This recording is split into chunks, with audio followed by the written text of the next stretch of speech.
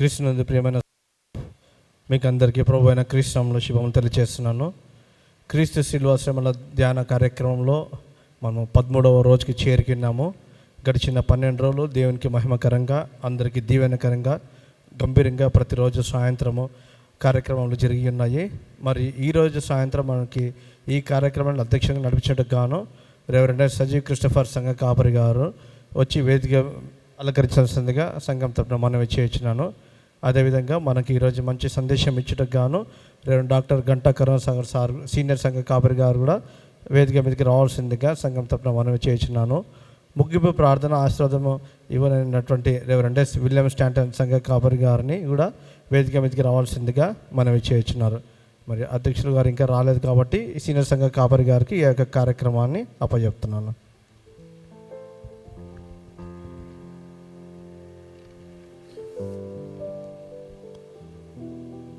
దేవుని నామానికి మహిమ కలుగును గాక. ఈ సమయంలో ఈ బుధవారం 4/3/26 బుధవారం జరుగు ఈ క్రీస్తు శిలువ శ్రమల ధ్యాన కార్యక్రమానికి అధ్యక్షులుగా ఏర్పాటు చేయబడ్డ రెవరెండ్ సజీవ్ క్రిస్టఫర్ గారు ఈ కార్యక్రమాన్ని నడిపిస్తారు. ప్రభును రక్షకుడైన యేసుక్రీస్తు పరిశుద్ధ నామంలో మీ అందరికీ శుభములు తెలియజేస్తూ లెంటన్ 12వ దినం ప్రారంభించుకుందాం. ప్రారంభ ప్రార్థన శ్రీమతి ఆర్ మాతమ్మ ఐజాక్ గారు వారు ఉన్నట్లయితే వారు వచ్చి మనల్ని ప్రారంభ ప్రార్థన నడిపిస్తారు.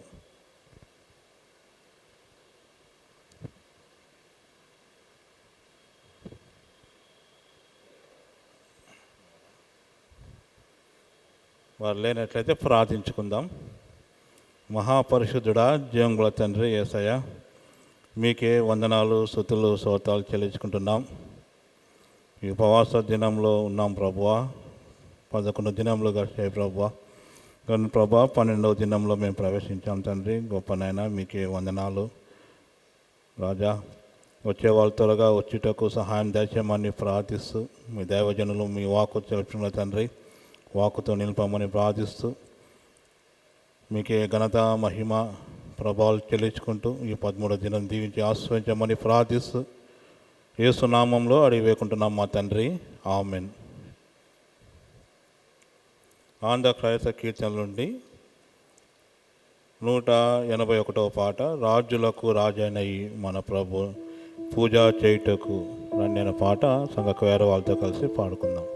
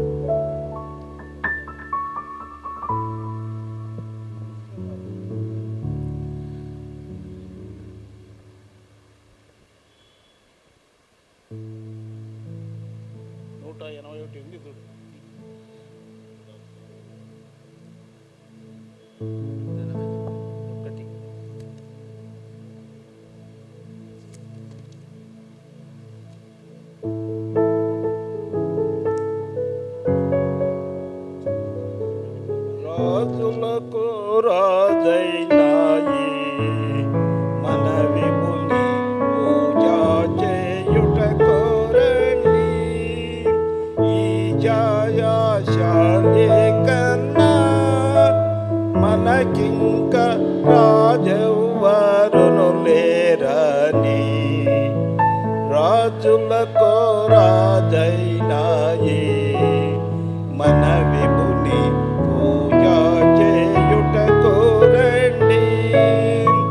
కరుణ గల సోదరుండై ఈయన ధరణికే తెంచెనయ్యా. తిరముగా నమ్ముకొనినా మన కొసగు పరలోక రాజ్యమును రాజ రాజులకు రాజైనాయి మన విభుని పూజ చేయుటకు రండి.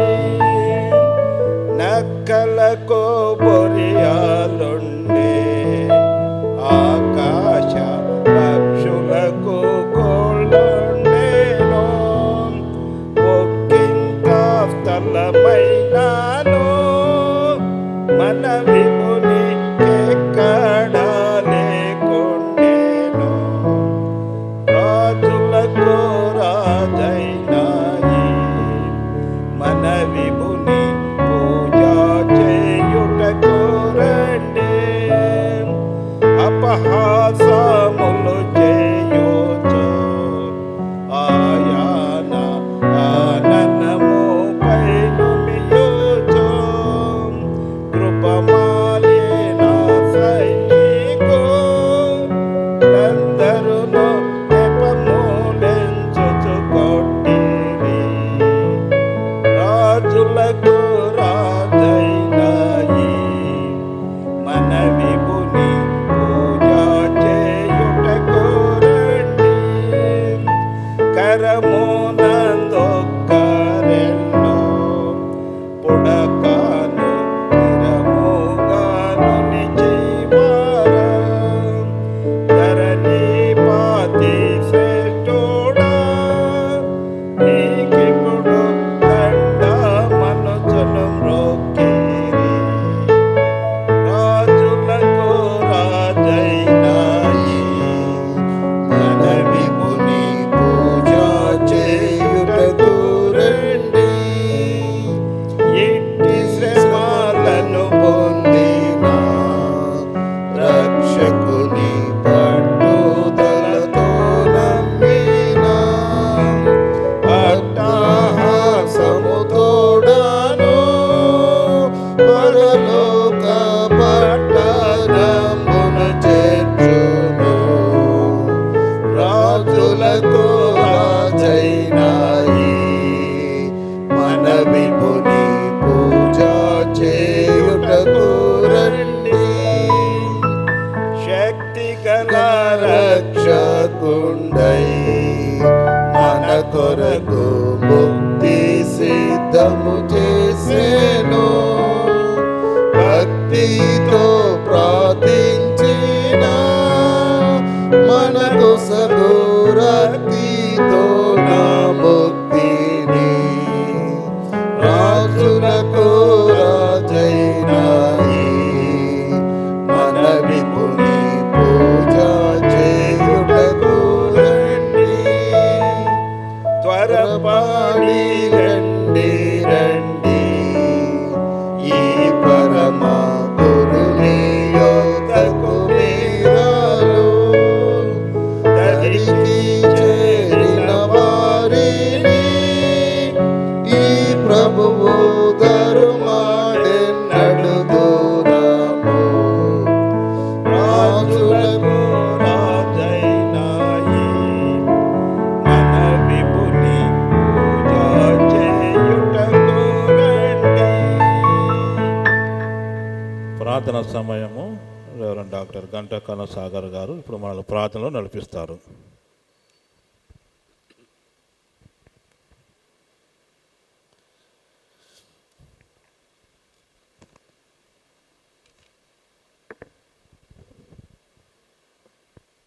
దేవుని నామానికి మహిమ కలుగును గాక. పరిశుద్ధ గ్రంథంలో నుండి కీర్తనల గ్రంథము 19వ కీర్తన 12వ వచనం నుండి చివరి వరకు దేవుని వాక్యం చదువుకుందాం. తన పొరపాటులు కనుగొనగలవాడెవడు? నేను రహస్యముగా చేసిన తప్పులు క్షమించి నన్ను నిర్దోషిగా తీర్చుము. దురాభిమాన పాపములలో పడకుండా నీ సేవకుని ఆపుము. వాటిని నన్ను ఏలనీయకుము. అప్పుడు నేను యథార్థవంతుడనై అధిక ద్రోహము చెయ్యకుండా నిందారహితుడనగుదును. యెహోవా నా ఆశ్రయదుర్గమా, నా విమోచకుడా, నా నోటి మాటలను నా హృదయ ధ్యానమును నీ దృష్టికి అంగీకారములగును గాక. అద్భుతమైన దావీదు ప్రార్థన మనం చూస్తూ ఉన్నాం. రోజు వెంబడి రోజు మన ప్రార్థనలు దేవుని సన్నిధికి మనం తీసుకొస్తున్నప్పుడు ఆ ప్రార్థన ఎందుకు దేవుడు అంగీకరించడం లేదు? సంవత్సరాల తరబడి నేను ప్రార్థిస్తున్నాను కదా, నా ప్రార్థనకు అడ్డుగా ఏమున్నదో మనము ఒక్కొక్కటి నేర్చుకుంటూ వస్తూ ఉన్నాం.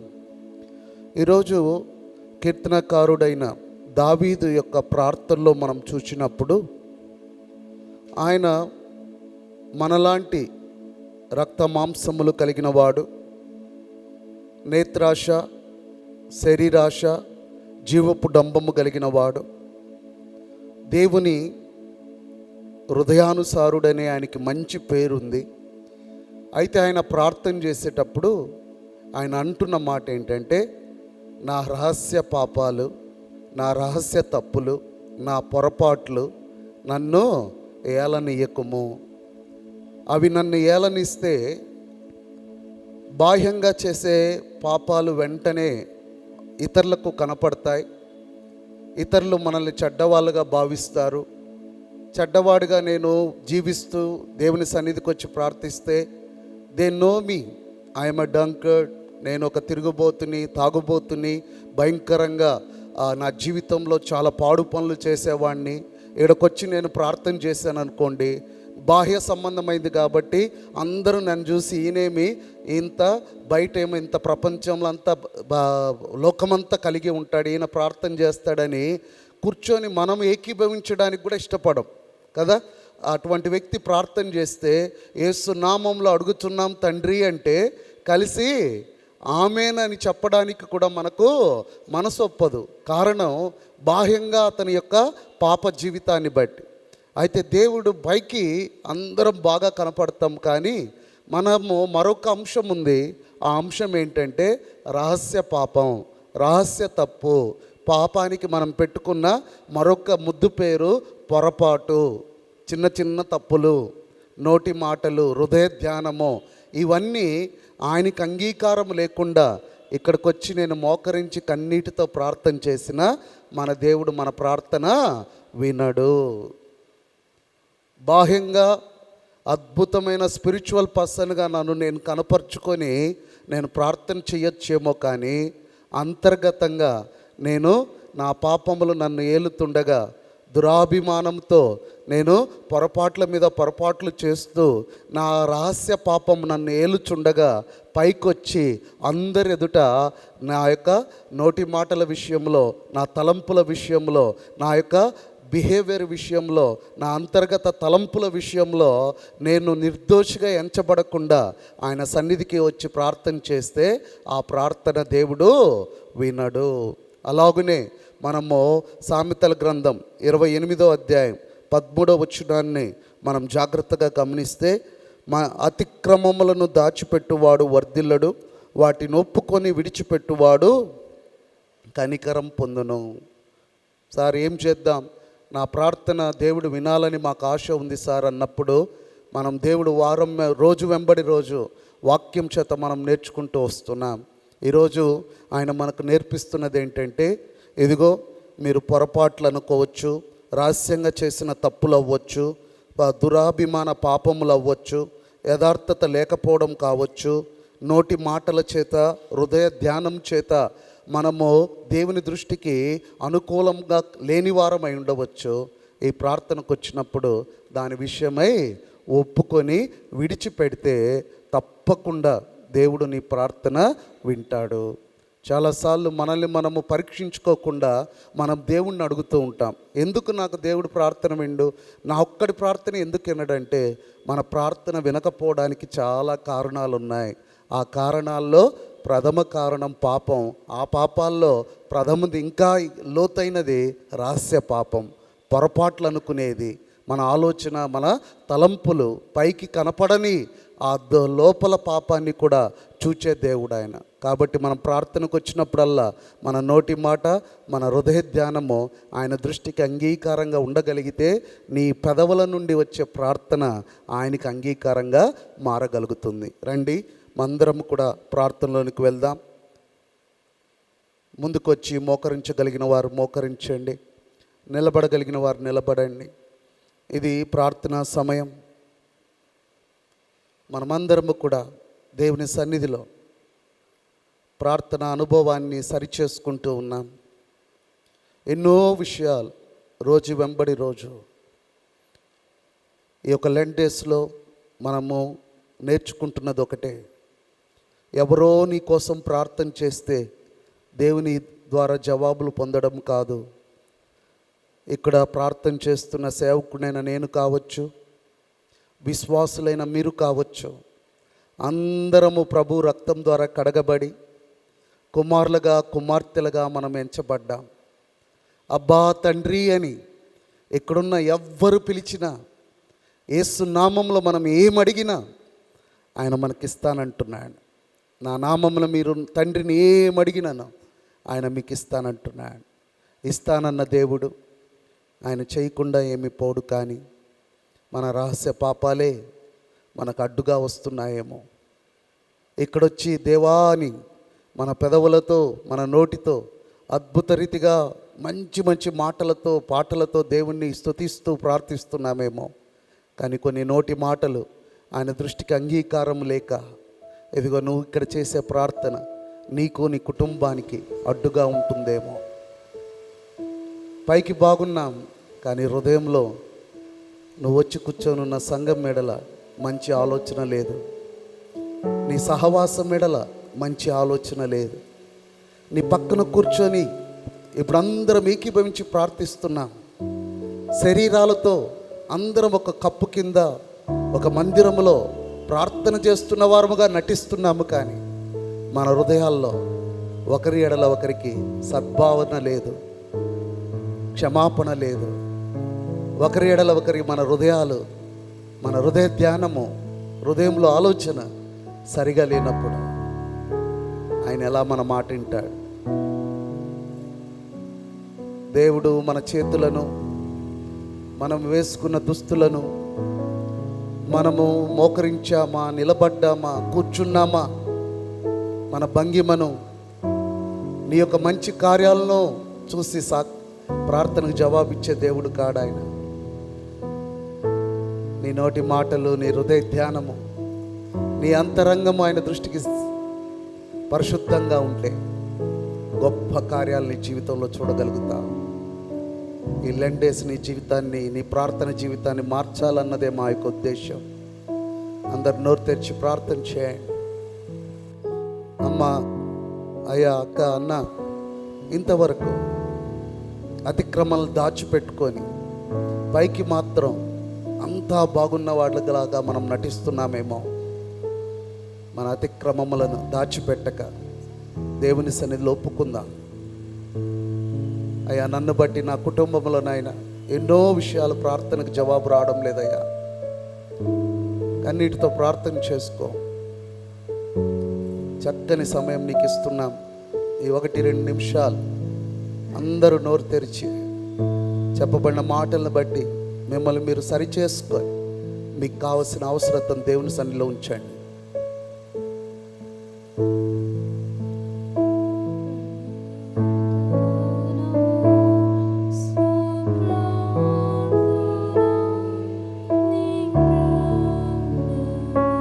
అందరం ప్రార్థన చేద్దాం. మౌనంగా ఉండదు. ప్రే ప్రార్థన చేద్దాం.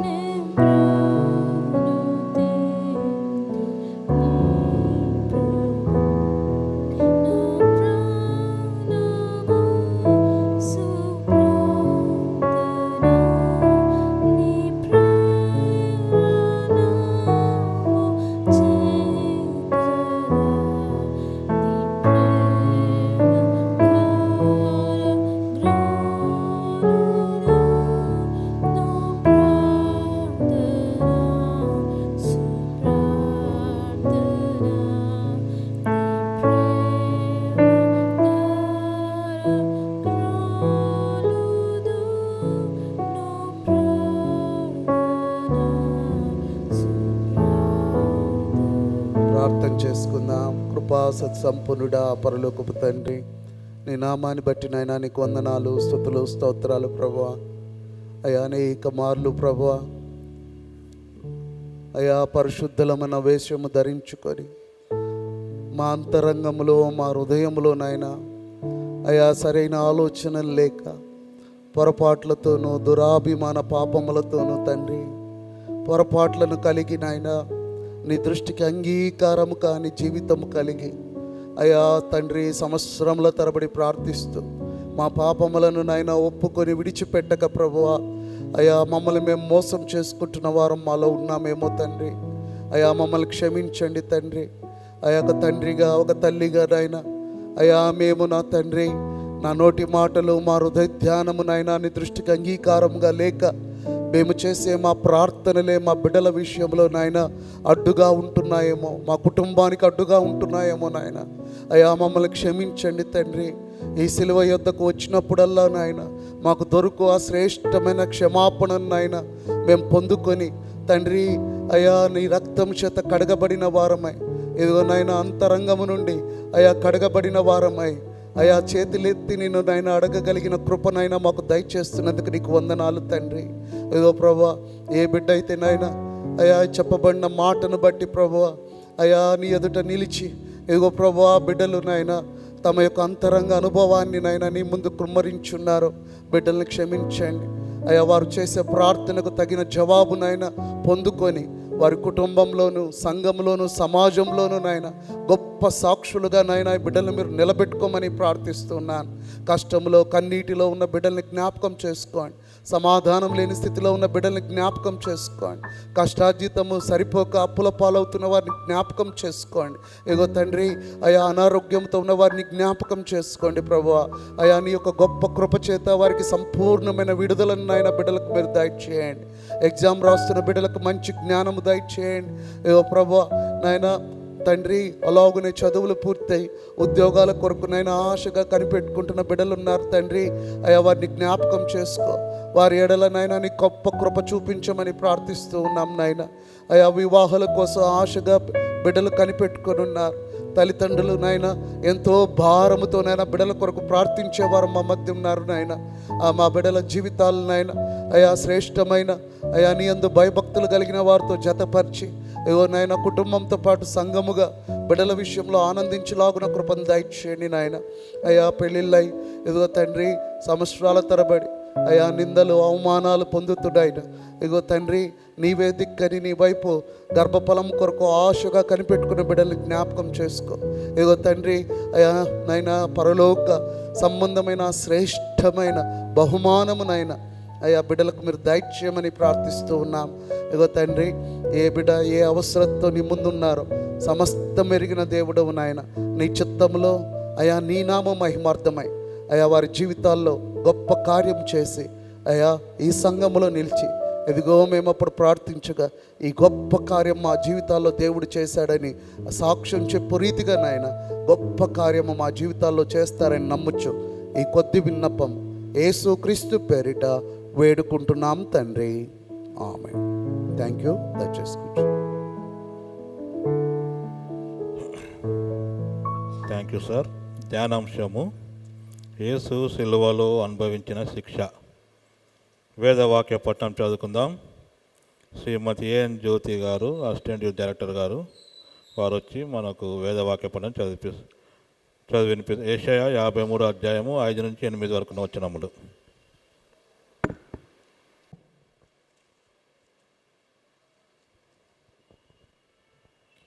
యేసుక్రీస్తు వారి అద్వితీయమైన నామంన మీకు అందరికీ శుభాభివందనాలు తెలియజేస్తున్నాను.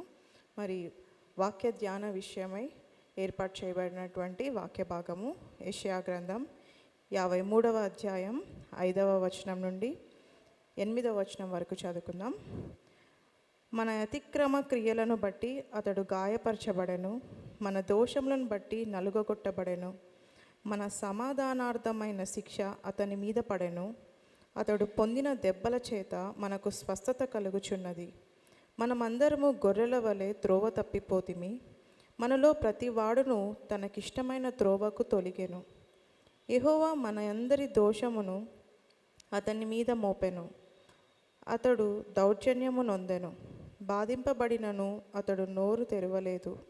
వదకు తేబడు గొర్రె పిల్లయు బొచ్చు కత్తిరించు వాని ఎదుట గొర్రెయు మౌనంగా నుండునట్లు అతడు నోరు తెరవలేదు. అన్యాయపు తీర్పు నొందిన వాడై అతడు కొనిపోబడెను. అతడు నా జనుల అతిక్రమమును బట్టి మొత్తబడెను కదా. సజీవుల భూమిలో నుండి అతడు కొట్టివేయబడెను. అయినను అతని తరము వారిలో ఈ సంగతి ఆలోచించిన వాడెవరు? దేవుడు తన పరిశుద్ధావాక్యం దీవించును గాక. మరి నాకు ఈ అవకాశం ఇచ్చినటువంటి దేవాదేవునికి, సంఘ కాపరులకు మరియు good Friday Easter standing committee వారికి యేసుక్రీస్తు నామమున కృతజ్ఞతలు తెలియజేస్తున్నాను. ప్రత్యేక పాట శ్రీ కె విజయభాస్కర్ గారు వచ్చి ప్రత్యేక పాట పాడి వినిపిస్తారు.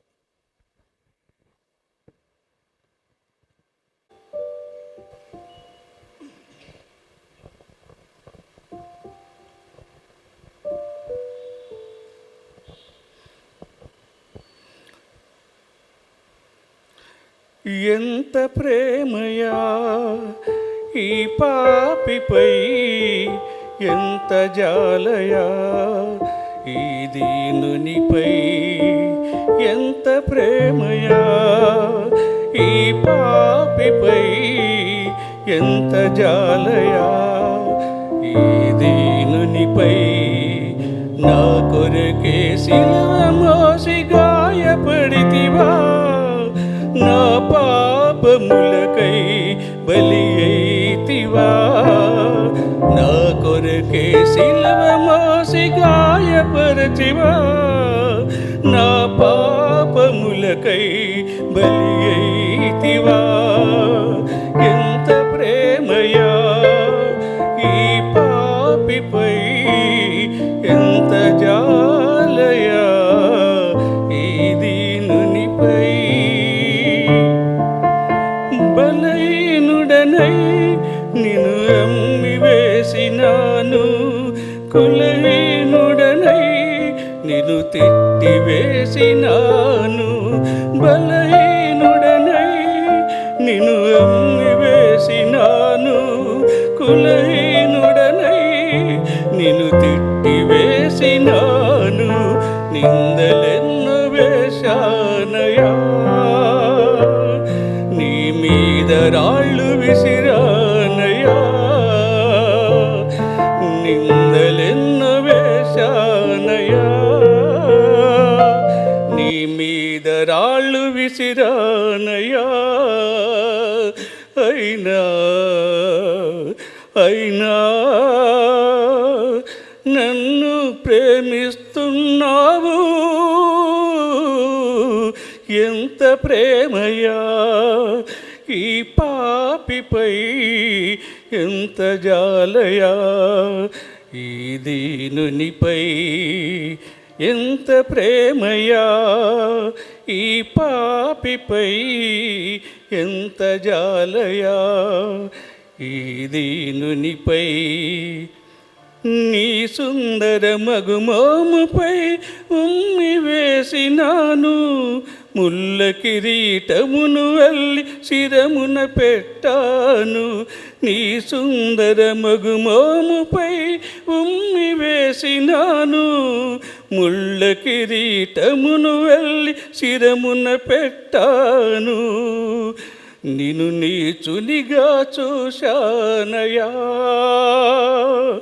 నీ వీపు పైన గుద్దానయా.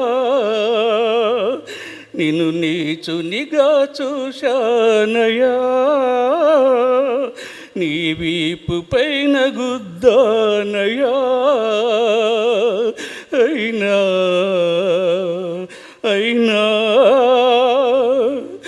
నన్ను ప్రేమిస్తున్నావు. ఎంత ప్రేమయా ఈ పాపిపై, ఎంత జాలయా ఈ దీనునిపై. నీ కాళ్ళ చేతులకు చీలలు దిగగొట్టి తిని దాహముతో ఉన్న నీకు చేదు చిరకనిచ్చి తిని నీ కాళ్ళ చేతులకు మేకులు దిగగొట్టి తిని దాహముతో ఉన్న నీకు చేదు చిరకనిచ్చి తిని అపహాస్యం చేశానయా నిన్ను బెల్లెముతో పొడిచానయా అపహాస్యం చేశానయా నిన్ను బెల్లెముతో పొడిచానయా అయినా అయినా నన్ను ప్రేమిస్తున్నావు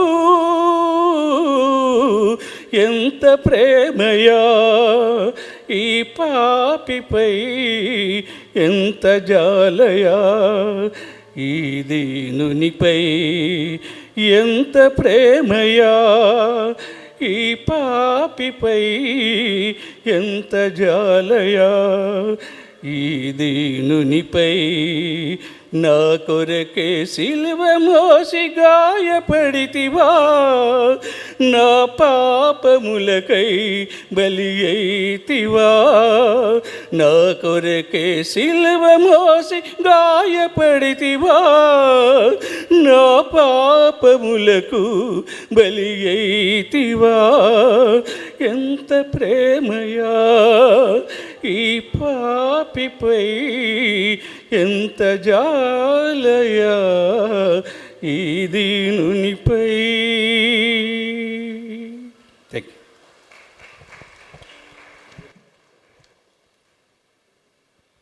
థ్యాంక్ యూ సార్, చాలా చక్కగా పాడినందుకు. శ్రీ కె విజయభాస్కర్ గారికి వందనాలు తెలియజేస్తూ దేవుని వాక్యం విందాం. మన శ్రీ సంఘ కాపర్ గారికి సమయం ఇస్తున్నాం.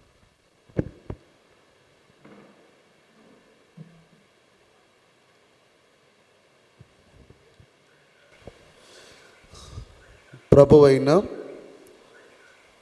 క్రీస్తులో మిమ్మల్ని బలపరచుటకు దేవుడు నాకు ఇచ్చిన మరొక చక్కని అవకాశమును బట్టి దేవదేవునికి వందనాలు తెలియచేస్తున్నాను. ఎన్నో రోజు ఈరోజు 13 కదా, 30th డే. ఓకే, ఇంకా మాకు 40 రోజుల్లో ఇంకా చాలా రోజులు వస్తారనమాట మీరంతా కదా, సంతోషం మాకు.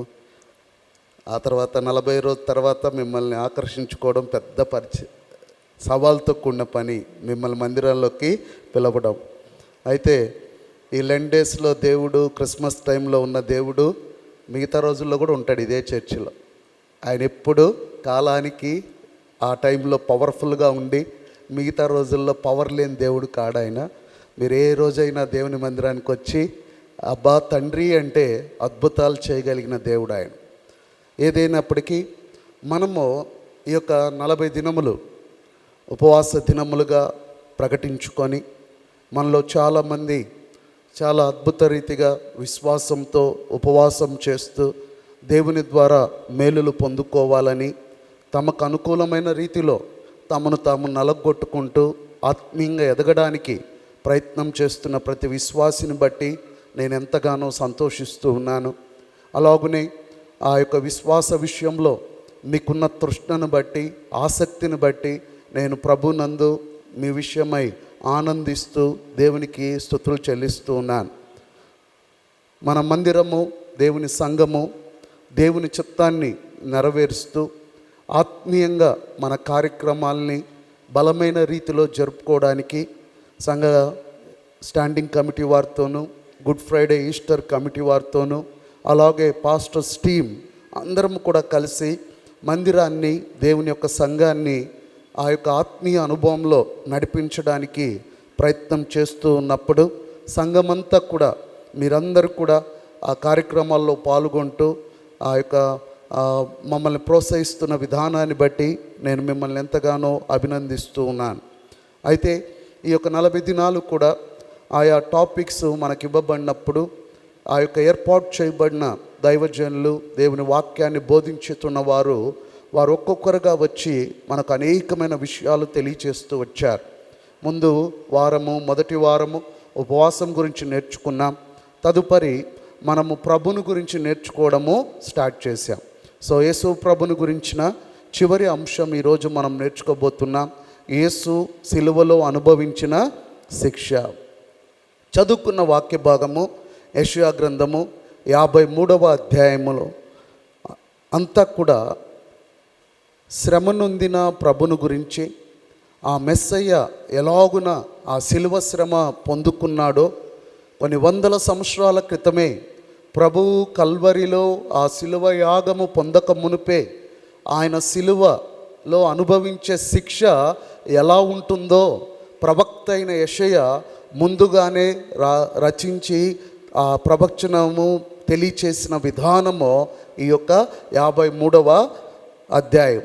ఈ అధ్యాయంలో 8వ వచనాన్ని నేను మీ కొరకు చదవాలని ఆశపడుతున్నాను. ఎందుకంటే మనకివ్వబడిన భాగంలో ఒక ప్రశ్న ఉందనుకోండి, ఆ ప్రశ్న మనకు ధ్యానించడానికి, మనము వాక్యం బోధించడానికి, నేర్చుకోవడానికి మనకు చాలా హెల్ప్ చేస్తుంది. ఎవరికైనా మీకు ఒక భాగం ఇచ్చినప్పుడు ఆ భాగంలో ఏముంది, ఆ వాక్యము ఏం బోధించాలి, అక్కడ నుండి నేను ఏం నేర్చుకోవాలి అన్నప్పుడు ఆ యొక్క వచనంలోనే, ఇవ్వబడిన భాగంలోనే మనకు ఒక ప్రశ్న ఉంటుంది. 8వ వచనం చూడండి. అన్యాయపు తీర్పు నొందిన వాడై అతడు కొనిపోబడెను, అతడు నా జనుల అతిక్రమములను బట్టి మొత్తబడెను గదా, సజీవుల భూమిలో నుండి అతడు కొట్టివేయబడెను, అయినను అతని తరము వారిలో ఈ సంగతి ఆలోచించిన వారెవ్వరు. అయినను అతని తరము వారిలో ఈ సంగతి ఆలోచించిన వారు ఎవరు? ఏ సంగతి? సిలువలో ఆయన పొందిన శిక్ష సంగతి, ఆయన పొందిన మరణం సంగతి. స్వరూపము లేకుండా కురూపిగా సమస్తము కొట్టబడిన ఆ స్థితిని ఆయనను గుర్తించి ఆయన గురించి ఆలోచించిన వారు ఆయన తరములో ఎవ్వరూ లేరు. పోనీ ఆయన తరంలో ఎవరు లేరు? ఈరోజు ఈ తరంలో లెండేస్ని పాటిస్తున్న మనమైన ఈ తరము వారమైన ఈ సంగతి, ఈ సిలువ సంగతి, సిలువలో మన కొరకు ప్రభువు చేసిన సంగతి మనమైనా ఆలోచిస్తున్నామా? దాన్ని ఆలోచించడానికే, దాని ఎందు రిఫ్లెక్ట్ అవ్వడానికే, రిఫ్లెక్ట్ అయి మనల్ని ఆయన మరణాన్ని, ఆయన శిక్షను జ్ఞాపకం చేసుకొని దానిని బట్టి, ఆ శిక్షను బట్టి మనల్ని మనము మలుచుకోవడానికే ఈ యొక్క లెండేస్ ఏర్పాటు చేయబడ్డాయి. అందుకనే ఈ యొక్క భాగములు మనము ధ్యానించిన భాగాల్ని మీ యొక్క ప్రోగ్రామ్ షీట్లో మీరు చూసినప్పుడైతే, ఇదిగో ఈ తరము వారిలో మనము ఆయన చేసిన సంగతిని మనం ఆలోచించాలి. యేసు ప్రభు ఎవరు? యేసు ఎవరనగా ఆయన దేవుని గొర్రెపిల్ల అని తెలుసుకున్నాం. మన పాపములన్నిటినీ మోసుకునే దేవుని గొర్రెపిల్ల ఆయన. రెండవది మనం నేర్చుకుంది, ఆలోచింపగలిగినది ఏంటి అంటే, ఆయన ఎవరు అంటే అరణ్యములో ఎత్తబడిన మోషే సర్పము వంటి వాడు ఆయన. ఆయనను నిదానించి చూస్తే రక్షణ మనకు కలుగుతుందని, ఆయన ఎందుకు సిలువలో చనిపోబడ్డాడు ఆ సంగతి తెలుసుకున్నావా? ఈ సంగతి ఆలోచిస్తున్నావా? ఈ లెండేస్లో ఆయన ఎందుకు సిలువలో మరణించాడంటే, ఆయన మన పాపములను మోసిన దేవుని గొర్రెపిల్లగా ఆయన చనిపోయాడు. ఆయన అరణ్యములో ఎత్తబడిన ఇత్తడి సర్పములాగా ఆయన మ్రాను మీద ఎత్తబడ్డాడు. ఆయన పస్కా పశువుగా ఎలాగైతే ఆ యొక్క ఐగుప్తులో నుండి ఇజ్రాయేల్ ఆ బానిసత్వమును దాటిపోవడానికి, బానిసత్వము నుండి విడుదల పొందేటప్పుడు ఆ మరణము ఎలాగన వారిని దాటిపోయేనో, అలా దాటిపోవడానికి కారణమైన ఆ పస్కా పశువు యేసే. ఆయన రక్తము ద్వారా కడగబడిన ప్రతి ఒక్కరూ కూడా మరణమును దాటిపోతారన్న సంగతి ఆలోచిస్తున్నామా? ఆ తరము వారు దాన్ని అర్థం చేసుకోలేదు. ఆ తరము వారి కొరకు ఇదిగో రాబో మెస్సయ్య కొరకు యేసును ఒక్కొక్కరి రీతిగా ఆయన చూపుతూ వచ్చాడు. అలాగనే మానుప్రై శాపగ్రస్తుడుగా, అవిధేయత, తిరుగుబాటుతనము, వాటి వల్ల వచ్చే శాపాన్ని ఆయన మ్రాను మీద శాపగ్రస్తునిగా వేలాడి మన కొరకు దీవెనిచ్చిన వాడుగా మనం చూసాం. తర్వాత దేవునికి నరులకు మధ్యవర్తిగా ఉండడానికి ఆయన కిందున్న మనకు ఆకాశంలో ఉన్న దేవునికి మధ్య ఆయన సిలువలో వేలాడుతూ మానవుడు యేసుని చూడొచ్చు, యేసు ప్రభు దేవుని చూపిస్తూ మానవునికి దేవునికి మధ్య వర్తిగా ఆయన నిలబడ్డాడు. ఆ యొక్క యోబు అంటాడు, ఆయనతో నేను వ్యాజ్యం ఆడగలనా, నా పాపం లేదని ఆయనతో నేను చెప్పగలనా, నా కొరకు ఎవడైనా మధ్యవర్తి ఉంటే ఎంత బాగున్నో, దేవునితో నా విషయమై ఇదిగో నాకు యాజకత్వం చేయడానికి, నా విషయమై దేవునితో పోరాడడానికి, నా విషయమై దేవునితో మాట్లాడడానికి నా కొరకు ఎవడైనా మధ్యవర్తి ఉంటే బాగున్ను అని యోబు అడిగినప్పుడు యేసు ప్రభు దేవునికి నరులకు మధ్యవర్తిగా వచ్చాడు. ఆ సిలువను నువ్వు చూచినప్పుడల్లా నువ్వు ఆలోచించాల్సిందేంటో తెలుసా? ఈ సిలువ ధ్యాన కార్యక్రమాల్లో ఇదిగో ఆచార సంబంధమైన క్రైస్తవుడిగా ఇదేదో ఒక హోలీ డేస్ అని దీన్ని చాలా ఆచారంగా పాటించాలనడానికి మనం లేము. ఇక్కడ ఆచారం కోసం లేమో, ఆలోచించడానికి ఉన్నాం మనం. ఈ సంగతి క్రీస్తు ప్రభు సిలువలో ఎందుకు మరణించాడన్న సంగతిని మనం ఆలోచించడానికి ఉన్నాం. ఈ వారం నుండి మనం నేర్చుకున్నవి ఏంటి అంటే, యేసు ప్రభు మన కొరకు ఆయన రక్త మాంసములో పాలివాడయ్యాడు. ఈ రక్త మాంసము నాకు మరణ భయాన్ని తీసుకొచ్చింది. ఈ రక్త మాంసము నాకు ఈ లోకంలో పాపానికి లోనయ్యే అవకాశాన్ని ఇస్తే, ఈ లోక పాప సంబంధమైన వాటి నుండి విడుదల చేయడానికి, ఈ రక్త మాంసము కలిగించే మరణ భయము నుండి నన్ను దూరం చేయడానికి ఆయనే రక్త మాంసముగా వాడిగా పాలివాడై ఈ రక్త మాంసము పొందుకోవలసిన శిక్షను ఆయన సిలువలో నీ కొరకు నా కొరకు ఆయన పొందుకున్నాడు. అలాగునే ఆయన ఇంకొక విషయం నిన్న నేర్చుకున్నాం. యేసు ఎవరు? మృతుల్లో ఆది సంభూతుడు. మరణం, మానవుడందరూ బయలుపడే మరణానికి, ఆ మరణమును జయించిన మొట్టమొదటి వాడుగా యేసు ప్రభు ఉన్నాడు గనుక ఆయన మరణించడానికి కారణం అది. ఈరోజు మనం యేసు ప్రభు గురించి నేర్చుకునేది ఏంటంటే, యేసు సిలువలో అనుభవించిన శిక్ష. దేని గురించి మనం ఆలోచించాలి? ఆ సిలువను మనం చూచినప్పుడు, ఈ లోకంలో ఆ సిలువను మనం చూచినప్పుడు, సిలువ ఏదో మన మత సంబంధమైన సింబల్ కాదది. ఈ లోకం చేసింది అది మత సంబంధమైన సింబల్. కానీ ఆ సింబల్ని, ఆ సిలువను మనం పూజించము. కానీ ఆ సిలువలో మరణించిన యేసు ప్రభు ఎందుకు మరణించాడో ఆలోచించి మనము అర్థం చేసుకొని మన జీవితాలకు ఆ యొక్క మరణాన్ని, ఆ శిక్షను మనం అన్వయించుకోగలిగితే అప్పుడు నీ యొక్క లెండేస్ ఒక మీనింగ్ఫుల్గా మారుతుంది. అప్పుడు ఈ యొక్క లెండేస్ నీకు ఆశీర్వాదకరంగా మారుతుంది. ఒకవేళ ఆచార సంబంధంగా మనం వస్తూ ఉంటే, సిలువలో మరణించిన ప్రభు యొక్క ఆ మరణపు యొక్క శక్తి ఎంతటికీ కూడా నిన్ను ఆ మరణంలో నుండి బయటికి తీసుకొని రాలేదు. కాబట్టి ఈ లెండేస్లో మనం వస్తున్నప్పుడల్లా ఆ సిలువలో ప్రభు మరణించిన ఆ యొక్క అనుభవాన్ని మనం ఆలోచించాలి. ఈ యొక్క ఆలోచించే విధానంలో మనం చూస్తే ప్రియదేవుని బిడ్డలారా, యేసు ప్రభు సిలువలో అనుభవించిన శిక్షను మనము ఆలోచించినప్పుడు, ఈ యొక్క లోకంలో ఉన్నవారు, ఆ తరములో వారు ఆ మాట చూడండి, ఆయనను అతను అంతగా నలగొట్టబడిన, మొత్తబడిన, ఆయన స్వరూపమైనను లేకుండా అతడు ఆ యొక్క నలగొట్టబడినా కూడా, మరణించినా కూడా, సజీవుల్లో నుండి తీసివేయబడినా కూడా ఆయన అతని తరముల వారిలో ఈ సంగతి ఆలోచించిన వారెవ్వరూ లేరు కదా. సిలువలో యేసు ప్రభు మరణిస్తున్నప్పుడు ఆ సమయంలో అక్కడున్న వాళ్ళు ఎవరైనా ఈ విషయం ఆలోచించారా? ఆయన ఎందుకు మరణించాడని ఎవరైనా ఆలోచించారా? ఆలోచించకపోగా ఏం చేశారు? అందరూ కూడా ఆయన్ని హేళన చేసేవాళ్ళు. ఏమని చేశారు? నువ్వు నిజంగా దేవుని కుమారుడు అయితే నువ్వు దిగిరమ్మో, నేను అప్పుడు నిన్ను మేము నమ్ముతాం. ఆయన దిగి రాగలడా? రాలేడా? రాగలిగిన వాడా? రాలేని వాడా? ఆయన గెత్సెమనే తోటలో ఆయన్ని బంధించడానికి వచ్చినప్పుడు ఆ యొక్క పేతురు కత్తి దూసి ఆ యొక్క చెవు నరికి వేసినప్పుడు, ఆ కత్తి తీసి లోపల పెట్టబ్బా, నాకు మీ యొక్క సపోర్టు, మీ వర్గం, మీ యొక్క శక్తి, మీ యొక్క సపోర్ట్ నాకు అవసరం లేదు. అదేదో అంటారు కదా, సైగ చేస్తే నా కోసం ఎవరున్నారు? 12 వ్యూహాల సైన్యం నా కొరకు ఎదురు చూస్తుంది. He has everything to protect himself.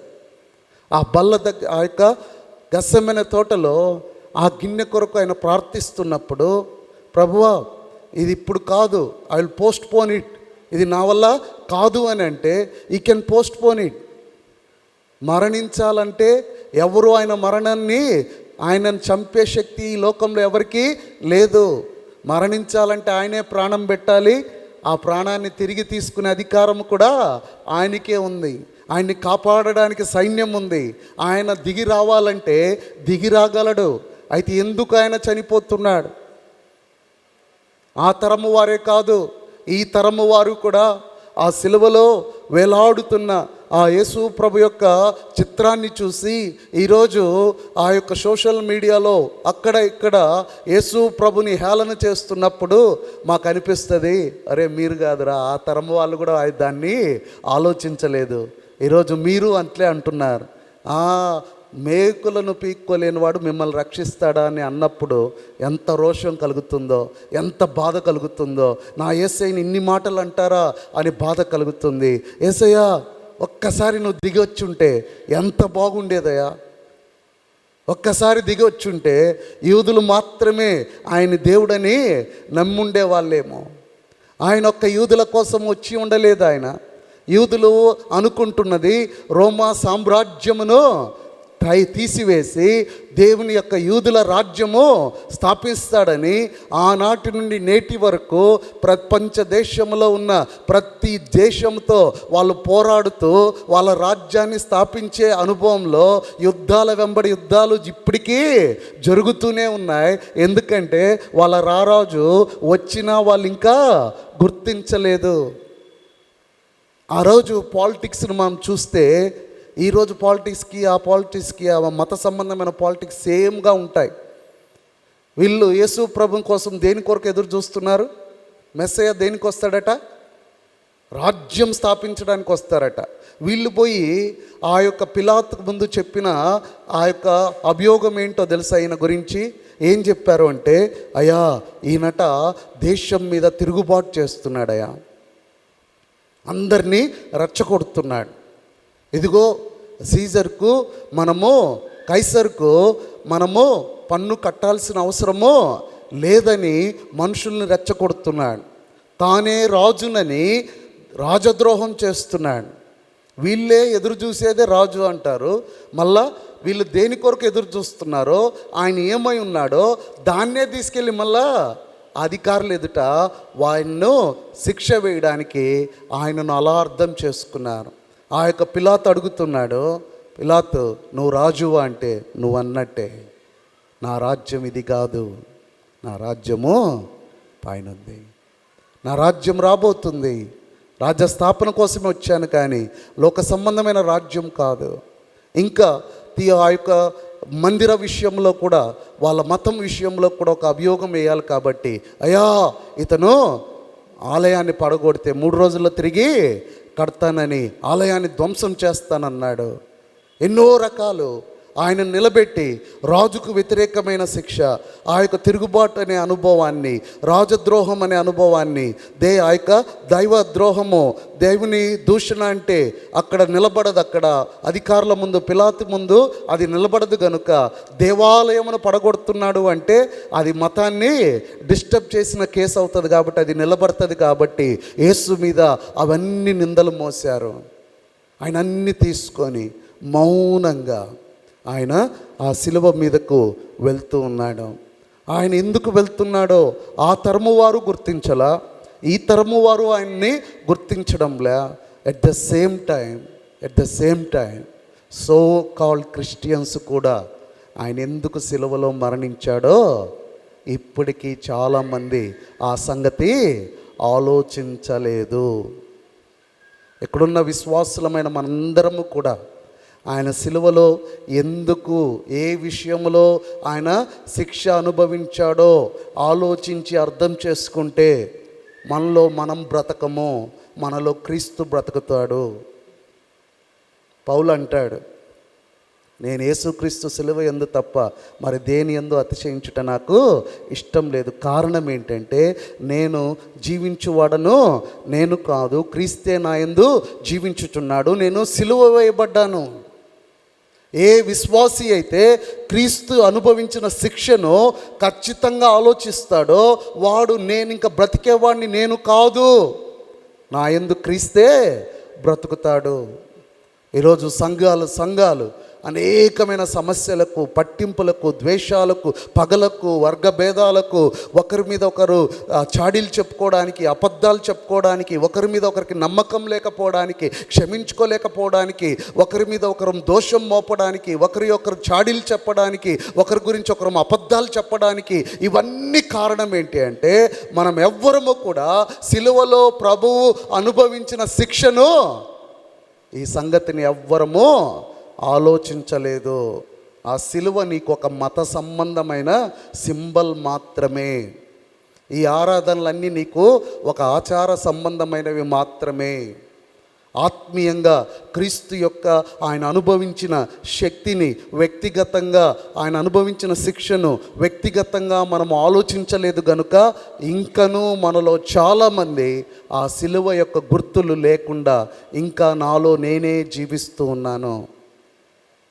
ఇంట్లో నేనే, సంఘంలో నేనే, సమాజంలో నేనే, నాకు, నాది, నేనే ఉండాలి. ఈ భావన ఉండడానికి కారణం ఏంటంటే సిలువలో యేసు అనుభవించిన ఆ శిక్షను, ఈ సంగతిని ఆలోచించిన వాళ్ళు ఇంకా ఎవరు సంఘాల్లో లేరు. ఈ యొక్క 53వ అధ్యాయం 5 నుండి 8 వచనాల వరకు మనం చూస్తే మనమేం చేశాం, ఆయనకేం జరిగింది, ఆ సిలువలో ఎందుకు ఆయన శిక్షను అనుభవిస్తున్నాడు, ఆయన అంతగా ఆయన చూడ్డానికి కూడా ఆ యొక్క గుర్తు పట్టలేనంతగా ఆయన దెబ్బలు తగలడానికి కారణం ఏంటి, చూడనొల్లని వానిగా తృణీకరింపబడిన వాడుగా అయిపోయి ఎందుకు ఆయన అంతగా శిక్ష అనుభవించాల్సి వచ్చింది. ఆ శిక్షను విశ్వాసులమైన మనము ఆ సంగతిని ఆలోచించామా? ఆ తరము వారు ఆలోచించలేదు. ఈ యొక్క సంఘం బయట ఉన్నవారు, యేసు ప్రభును ద్వేషించే వాళ్ళు, ఆయన సిలువలో ఆయన చేతగాని వాని వలె ఆయన శిక్ష పొంది చనిపోయాడని వాళ్ళు అనుకుంటున్నారు. అయితే లోకంలో ఉన్నవారు ఆ పరిస్థితి ఉంటే, సంఘంలో ఉన్న మనము ఆయన అనుభవించిన శిక్షను నువ్వు ఆలోచించావా? ఎందుకు అనుభవించాడు ఆయన? ఆయనను పట్టుకొని లోక భూమి ఆకాశములను సృజించిన సృష్టికర్తను ఒక సైనికుడు పట్టుకొని చేతులు లాగి శీలలు కొట్టి, ఆ యొక్క నెత్తిన కిరీటం పెట్టి, కాళ్ళకు శీలలు కొట్టి, పక్కలో బల్లెం పొడిచి, ఆ యొక్క చివరి రక్తపు బొట్టు వరకు రక్తము కారిపోతూ ఆ సిలువను, శిక్షను, ఆ మరణ శిక్షను ఆయన అనుభవిస్తుంటే ఏంటి సంగతి? ఎందుకు యేసు ప్రభు అంత సిలువ శిక్ష నా కోసమో ఎవరి కోసం పొందుతున్నాడు? ఎందుకు? అందరినీ కాపాడగలిగిన వాడు ఆయన, సముద్రాన్ని అణిచిన వాడు ఆయన, రోగులను స్వస్థపరిచిన వాడు ఆయన, నోటి మాట చేత సాతాను సంబంధమైన ఆ దయ్యములను వెళ్ళగొట్టిన వాడు ఆయన, ఇక్కడుండి ఎక్కడో ఉన్న వారిని నోటి మాట చేత స్వస్థపరిచిన వాడు ఆయన. ఆయనను పట్టుకొని అంతగా ఈ 53వ అధ్యాయంలో ఉన్న ఆ భయంకరమైన శిక్ష అనుభవించగా ఆ తరము వారు దాన్ని ఆలోచించలా. ఈ తరము వాళ్ళమైన మనము దాన్ని ఆలోచిస్తున్నామా? ఇంకా మనలో చాలామంది ఆయన ఎందుకు మరణించాడో అర్థం కాని స్థితిలో ఉన్నాం. మనకు జ్ఞానం ఉంది, తెలుసు మనకు ఎందుకు చనిపోయాడో, వచనాలతో సహా చెప్తాం. జ్ఞానం ఉంది కానీ ఆచరణ లేదు. మీకు వాక్యం చెప్పడము అంటే తాతకు దగ్గు నేర్పించినట్లే. తాతకు దగ్గు నేర్పడమే. ఆది కాండం నుండి ప్రకటన దాకా మీకు తెలియని వచనాలా, మీకు తెలియని కథలా, మీకు తెలియని విషయాలా? You know everything. కానీ బైబిల్లో ఆయన ఎందుకు చనిపోయాడో ఆ సంగతి ఇంకా ఆలోచించి అన్వయించుకొని స్థితిలో మనం ఉన్నాం, ఆచరించలేని స్థితిలో ఉన్నాం. ఈ లెండేస్ ఇది జరగాలి, ప్రభు ఎందుకు వచ్చాడు, ఆయన ఎవరు, ఆయన ఏమై ఉన్నాడో, ఆయన ఎంత అద్భుత రీతిగా గొర్రెపిల్లగా ఆయన వచ్చాడని, ఎత్తబడిన సర్పంగా ఉన్నాడని, పస్కా పశువుగా ఉన్నాడని, శాపగ్రస్తుడిగా మారాడని, ఆయన మధ్యవర్తిగా వచ్చాడని, రక్త మాంసంలో పాలివాడయ్యాడని, మృతుల్లో ఆది సంభూతుడయ్యాడని, మన సమస్తమైన సమాధానార్థమైన శిక్ష అతని మీద పడిందట. ఏంటి ఆ శిక్ష? దేవునితో సమాధానం లేని జీవితాలు మనవి. 5వ వచనం నుండి మీరు చదువుకుంటూ వెళ్తే, ఎందుకు ఆ యొక్క సిలువలో యేసు ప్రభు అనుభవించాడు శిక్షను అంటే, అక్కడ మనం చూస్తే ఆ యొక్క 5వ వచనం చూడండి. మన అతిక్రమములను బట్టి, 5వ వచనం, మన దోషములను బట్టి, మన సమాధానము లేని స్థితిని బట్టి మన సమాధానార్థమైన శిక్ష అతని మీద పడింది. అతడు, మనమందరము త్రోవ తప్పాం, మనలో ప్రతివాడు తనకిష్టమైన త్రోవకు వెళ్ళిపోయాం కదా. ఇవి కారణాలు. ఎందుకు ఆయన సిలువ అనుభవించాడు, ఎందుకు శిక్ష నొందాడు, ఎందుకు శ్రమ నొందాడు, ఎందుకు పడ్డాడు, ఎందుకు నలగొట్టబడ్డాడు, ఎందుకు దెబ్బలు తిన్నాడు, ఎందుకు మన శిక్ష అతనికి మోపబడింది, ఎందుకు దౌర్జన్యం నొందాడు, ఎందుకు ఆయన, ఇదిగో ఆ దౌర్జన్యం ఎంత భయంకరం అంటే, తనను దిగంబరులను చేస్తున్నారు, ఆయనకు ఉదారంగా వేస్తున్నారు, ఆయనను గుద్ది ఆయన్ని హేళన చేస్తున్నారు, ఆయన మీద ఉమ్మి వేస్తున్నారు. సగటు ఒక మానవునికి ఇవ్వవలసిన సాధారణమైన హక్కు కూడా ఇవ్వనంత దౌర్జన్యం ఆయన మీద జరుగుతుంది. భయంకరమైన బాధ.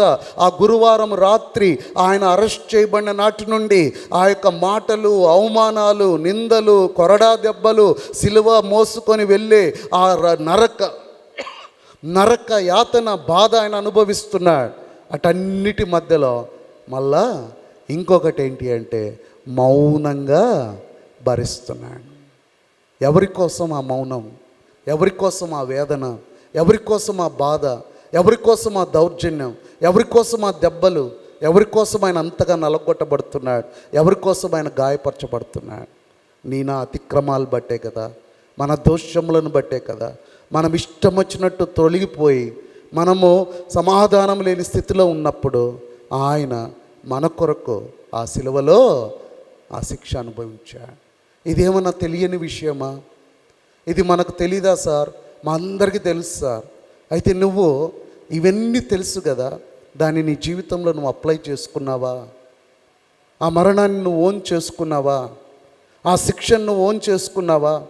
ఆ సిలువను చూచినప్పుడల్లా నువ్వు, నేను త్రోవ తప్పిపోయాను కదా, నా జీవితంలో నేను త్రోవ తప్పి ఉన్నాను కదా, ఆ త్రోవ తప్పిన దానికోసమే కదా ఆయన నీవు చేసిన ప్రతి పాపానికి ఆయన, నువ్వు త్రోవ తప్పి నువ్వు ఉండవలసిన జీవితం జీవించకుండా, నువ్వు చేసే ఉద్యోగంలో త్రోవ తప్పిపోయావు, నీ కుటుంబంలో త్రోవ తప్పిపోయావు, నీ పనిపాట్లో త్రోవ తప్పిపోయావు, ఎన్నో విషయాల్లో గొర్రెవలే త్రోవ తప్పిపోయి ప్రతి వాడు మనకిష్టమైన త్రోవకు వెళ్ళి మనము ఆ దోషాన్ని తెచ్చుకున్నాం.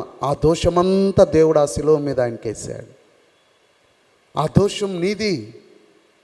ఒక కుటుంబంలో ఒక భర్తగా, భార్యగా, బిడ్డలముగా, ఒక స్టూడెంట్గా, ఒక ఉద్యోగస్తులముగా మనము వెళ్ళవలసిన తిన్నని త్రోవలో వెళ్ళవలసిన మనము మనకిష్టమైన త్రోవకు తొలగినప్పుడు దోషం కలుగుతుంది.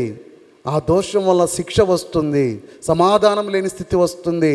నీ కుటుంబంలో, నీ సంఘములో, నువ్వు పనిచేసే స్థలములో, తిన్నని త్రోవలో నువ్వు వెళ్ళినంత కాలము నీకు సమాధానం ఉంటుంది. నీ కుటుంబంలో సమస్యలు, నీ సంఘంలో నీకు సమస్యలు, నీ యొక్క ఉద్యోగం చేసే స్థలంలో నీకు సమస్యలు. కారణం ఏంటి? మనం త్రోవ తప్పడం వల్ల, దారి తప్పడం వల్ల, మనకిష్టమైన రీతిగా ఆ ఉద్యోగాన్ని, ఆ కుటుంబాన్ని మనకిష్టమైన రీతిగా దారి తప్పాం కనుక మన జీవితాల్లో సమాధానం లేదు. దేవునితో లేదు, తోటి కుటుంబంతో లేదు, ఉన్న సంఘస్థులతో లేదు. కారణం, మనం సంఘ త్రోవలో లేము, దేవుని త్రోవలో వెళ్ళడం లేదు, మనకిష్టమైన త్రోవలో మనము ప్రయాణం చేస్తున్నాం. ఆ దోషం ఆయన మీద వేయబడింది. మన అతిక్రమాలు ఆయన మీద వేయబడ్డాయి. మన అతిక్రమాలను బట్టి ఆయన నలగొట్టబడ్డాడట, గాయపరచబడ్డాడట.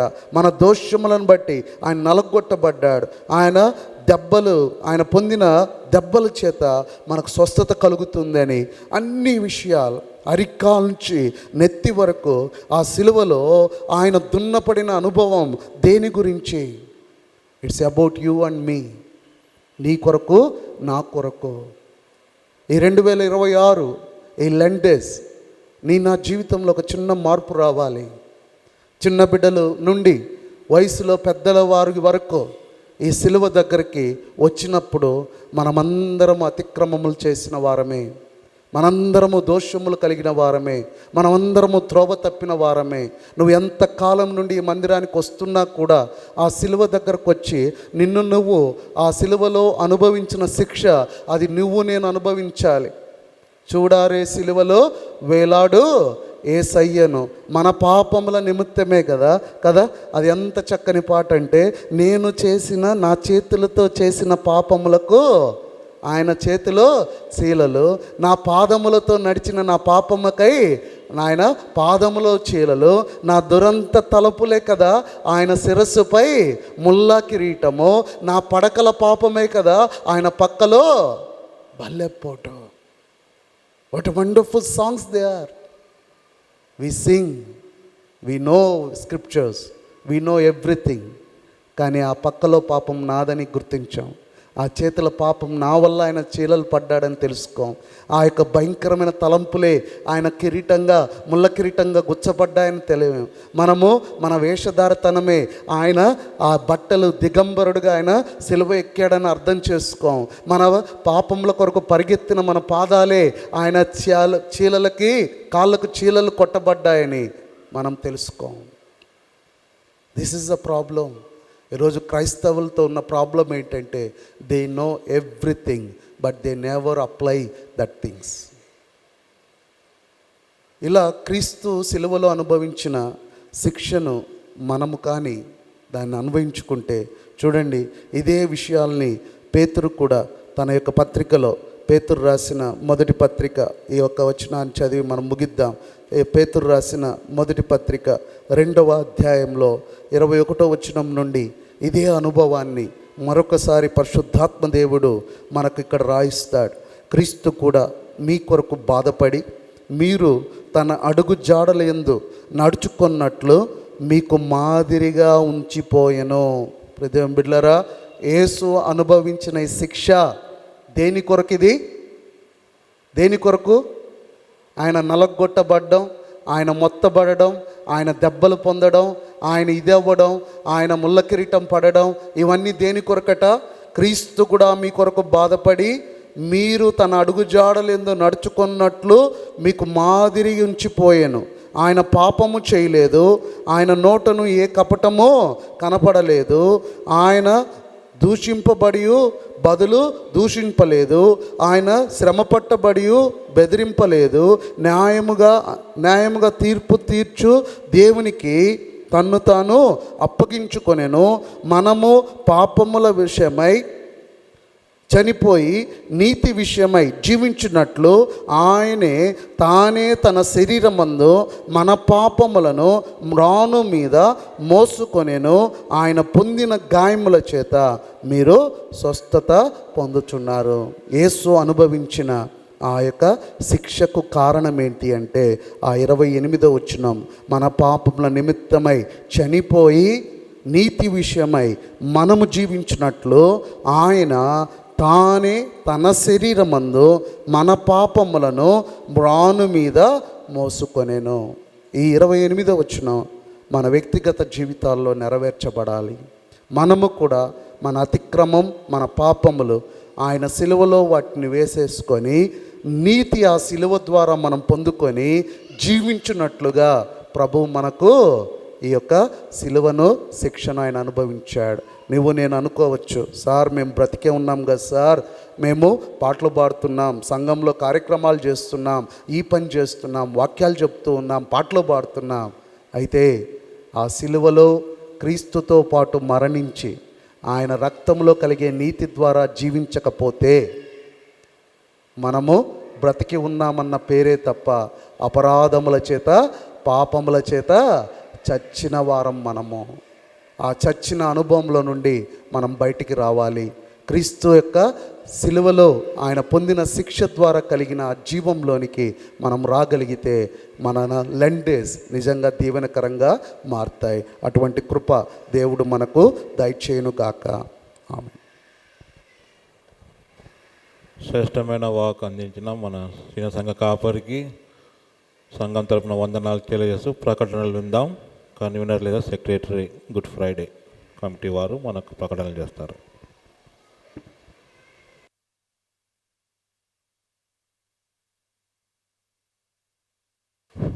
క్రీస్తునందు ప్రియమైన సంఘస్థులందరికీ వందనములు చెల్లిస్తున్నాం. ఈ దినం ఆరాధన 13వ రోజు ఆరాధనను నడిపించినటువంటి అధ్యక్షుల వారు రెవరెండ్ ఎస్ సజీవన్ కిష్టపర్ గారికి, అదేవిధంగా ప్రారంభ ప్రార్థన చేసినటువంటి పాస్టర్ గారికి వందనములు చెల్లిస్తున్నాం. మరి ప్రార్థన సమయాన్ని, అదేవిధంగా సందేశాన్ని అద్భుత రీతిగా ఆత్మీయంగా బోధించినటువంటి మన సీనియర్ సంఘ కాపరైనటువంటి గంటా కరుణాసాగర్ గారికి ప్రత్యేక వందనములు చెల్లిస్తున్నాం. బైబిల్ పఠనము చదివినటువంటి శ్రీమతి ఏఎన్ జ్యోతి గారికి వందనములు చెల్లిస్తున్నాను. ప్రత్యేక పాట పాడినటువంటి శ్రీ కె విజయభాస్కర్ గారికి కూడా వందనములు చెల్లిస్తున్నాం. మరి ముగింపు ప్రార్థన ఆశీర్వాదము చేయబడినటువంటి రెవరెండ్ ఎస్ విలియం స్టాంటన్ గారికి కూడా వందనములు చెల్లిస్తున్నాము. రేపటి దినం యొక్క ప్రోగ్రాం యొక్క వివరములు చదివి వినిపిస్తాను. రేపటి దినమున అధ్యక్షులుగా ఉండి నడిపించేవారు డాక్టర్ రెవరెండ్ గంటా కరుణాసాగర్ గారు, సీనియర్ పాస్టర్ సంఘ కాపరి గారు అధ్యక్షులుగా ఉండి నడిపిస్తారు. ప్రారంభ ప్రార్థన శ్రీమతి సరోజమ్మ సవరణ గారు ప్రారంభ ప్రార్థన చేస్తారు. మరి బైబిల్ పఠనము శ్రీమతి ఎస్ క్రిస్టా క్యార్లిన్ వారు బైబిల్ పఠనము చేయుదురు. ప్రత్యేక పాట శ్రీమతి కె స్వర్ణలత గంగాధర్ గారు ప్రత్యేక పాట పాడెదరు. సందేశం వినిపించేవారు రెవరెండ్ ఎస్ విలియన్ స్టాంటన్ సంఘ కాపరి గారు సందేశాన్ని వినిపిస్తారు. ముగింపు ప్రార్థన ఆశీర్వాదము రెవరెండ్ ఎస్ సజీవన్ కిష్టపర్ గారు సంఘ కాపరి గారు చేస్తారు. ఇది రేపటి దినమున స్పాన్సర్ చేయవారు శ్రీమతి జె సువర్ణ సుధాకర్ ధర్మపేట వారు రేపు స్పాన్సర్ చేస్తున్నారు కనుక వారికి వందనములు చెల్లిస్తున్నాను. అందరూ సకాలంలో వచ్చి దేవునికి మహిమకరంగా ఈ యొక్క ఉపవాస ప్రార్థనలు జరిపించవలసిందిగా కోరుతున్నాను. Thank you.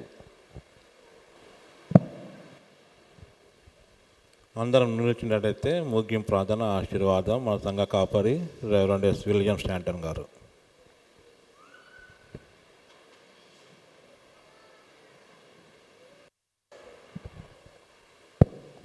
ప్రార్థించుకుందాం. సర్వశక్తిమంతుడా, జీవము గల తండ్రి, వందనాలు, స్తుతులు, స్తోత్రములు చెల్లిస్తుంటున్నాం. లెంత్ సీజన్లో ప్రభువా మేము ప్రవేశించి ప్రతిరోజు సాయంకాలము ప్రభా ఈ విధంగా నిన్ను ఆరాధిస్తూ ఉన్నాం, నిన్ను ఘనపరుస్తున్నాం తండ్రి. నీ వాక్యము ప్రభా మేము ధ్యానించుకుంటున్నాం తండ్రి. అందుని బట్టి నీకు వందనాలు, స్తుతులు, స్తోత్రములు చెల్లిస్తుంటున్నాం. మా శ్రేష్టమైనటువంటి సందేశం ప్రభా మా సీనియర్ సంఘ కాపరి ద్వారా రెవరెండ్ గంటా కరుణాసాగర్ సార్ ద్వారా మీరు అందించాలి తండ్రి. నీకు వందనాలు. అవును ప్రభా, మా పాపముల కొరకు ఆ శిలువలో శిక్షను అనుభవించావు తండ్రి. నీకెంతో వందనాలు చెల్లిస్తుంటున్నాము. ఈరోజు ప్రభా మరి ఆనాడు శిక్షను అనుభవించి మా జీవితాలను బాగు చేసావు తండ్రి. నీకెంతో వందనాలు చెల్లిస్తుంటున్నాం ప్రభా. అదేవిధంగా ఈ కార్యక్రమాన్ని జరిగించినటువంటి సజీవ్ కృష్ణపర్ పాస్టర్ గారిని బట్టి నీకు వందనాలు. వచ్చినటువంటి వారిని అందరినీ పేరు పేరున దీవించండి, ఆశీర్వదించండి. ఈ విధంగా ప్రతిరోజు మేము ఈ మందిరములో ప్రభా మరి ప్రార్థిస్తూ ప్రభా నీకు వాక్యాన్ని ధ్యానిస్తూ నేను స్తుతిస్తూ ఆత్మీయంగా ఎదుగుటకు సహాయం చేయమని ప్రార్థన చేస్తుంటున్నాం. స్పాన్సర్ చేసినటువంటి వారిని దీవించండి, ఆస్వాదించండి ప్రభా. మరి మిగతా కార్యక్రమాలన్నీ ప్రభా రేపటి నుంచి జరిగేటువంటి కార్యక్రమాలు కూడా మీ చేతులకు అప్పగిస్తూ సమస్త స్తుతి ఘనత మహిమ ప్రభావం నీకు అర్పిస్తూ యేసు పరిశుద్ధ నామములో అడిగి వేడుకుంటున్నాం మా గొప్ప తండ్రి, ఆమేన్. మన తండ్రి అయిన దేవుని యొక్క ప్రేమ, ప్రభును ప్రియరక్షకుడైన యేసు క్రీస్తు కృప, పరిశుద్ధాత్ముని యొక్క సహవాసము సహాయం ఇప్పుడు ఎల్లప్పుడూ సదాకాలము ఈ కార్యక్రమంలో పొందినటువంటి ప్రతి బిడ్డకును తోడై నడిపించును గాక. ఆమేన్.